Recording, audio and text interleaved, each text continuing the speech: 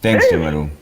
And you see, Dr. Munang, that's why we like picking our callers, because they spark a very different kind of conversation. So his angle is that instead of making places that are not arable by using technology, how about moving resources from that region to a place that is already known to be a food basket and giving them maybe land and leasing them some land so that they can plant? Is that a solution, or should we just then make places that are not arable? Because it can be done. Yeah, thank you very much. I think that's a point, but the reality is that this is not a one-size-fits-all. Yeah. Because you have different agroecological zones, and you have different food products that are produced in different agroecological zones. Yeah. And you have to then address the issues people are facing, and I will still say this, post-harvest losses. Kenya is losing 50 billion every year as a result of post-harvest losses. If we cut our post-harvest losses, everything will be fine. Everything, that is where everything will not only be fine, but you'll be creating opportunities, especially for the youth. Yeah. Because I was speaking today, 1 in every 6 young person that get into the labor market is unemployed. We're talking about 1 million youth who get into the labor market every year, and they are competing for fewer jobs. That means that Kenya needs to create minimum about 100,000 jobs every month.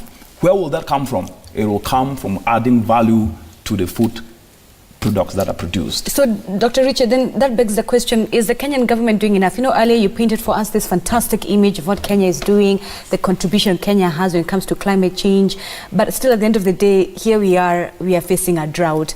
Despite that, yes, the caller has given solutions on how you can move farmers from here to here and even provide transport. Is the government doing enough? Well, I've said this and I will say it again. We must always see the glass half full and not half empty. And if we do not appreciate progress, we will never make meaningful progress. Kenya is a country within its constitution, paragraph 43, section 43, paragraph 1C, talks about the right to food. That is enshrined in your constitution, the right to quality food.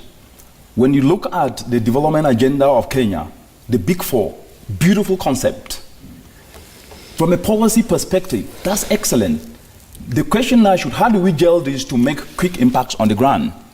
Which is what we're discussing, that agriculture is the engine of development, but agriculture alone cannot be able to drive that transformational agenda. It needs enablers.